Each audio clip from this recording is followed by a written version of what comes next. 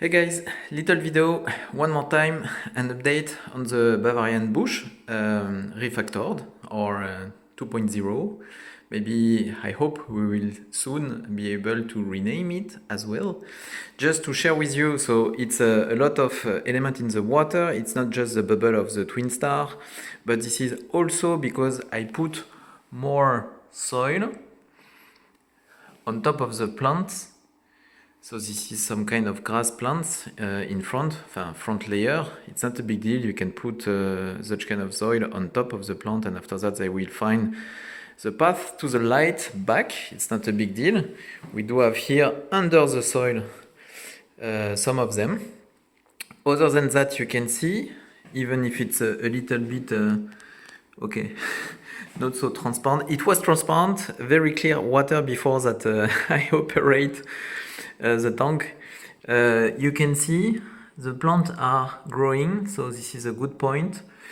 Not any alga, not one alga spot anywhere, so it's also a good thing. And regarding the plant, as I told you last time, you have on the new leaves such kind of red coloration directly, but it's normal because of the plant.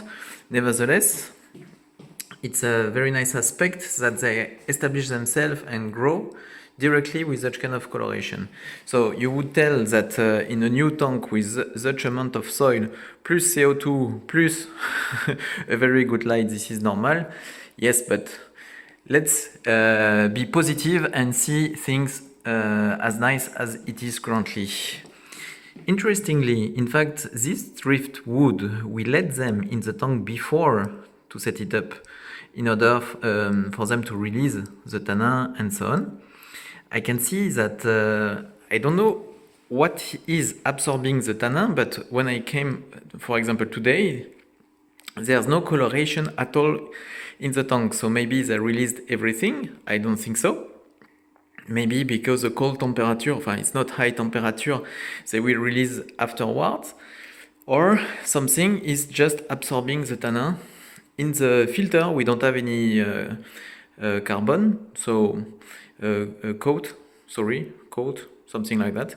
So, and no purigen also, so I don't know, something is, the soil maybe is absorbing.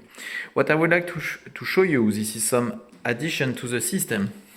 Since we are losing, we lost two fishes, and I don't really know the reason. I put the pH meter here, this one, in theory, you put it in adequation with the CO2 injection system. CO2 in the water is directly correlated to the pH or help to decrease the pH. Typically, it's a kind of acid that you put in the water with the dissolved CO2. So one of the system currently it's running on timer, 1 hour before the lamp the CO2 injection start and 1 hour before the light go down, it stopped. So the first possibility, and to be very sure you do this way, to be sure of what? In fact, during the night when there's no oxygenation from the plant, it's really not a good idea to let the CO2 dropping down the pH. So you can generate an acidose just because of this. Okay? So this is a secure system. And this one, the pH one, this is, how do you say? Another way, in fact, to monitor the CO2. During the night, without oxygenation, the pH will drop, and in theory, you reach your point and it should shut down the CO2 injection. But here, this is just a real-time pH monitor, and 6.4, you see, it's very nice for such kind of fish that we do have. They do like low carbonate and a little bit acidic water, typically. And with the temperature, I really don't know why some fishes would suffer at one point. And another thing that I would like to show you, because I find it working pretty well, this is a CO2 reactor. So it's not a diffuser. Inline diffuser, typically we treat it already, and you put it on the return line here, and you still have some bubble at one point, and the bothering aspect, this is a diffusion material is with the time, in fact, it's not working as well as the first weeks. And here we are using this T line to send it to the UV, and after the UV you put it this way in the reactor.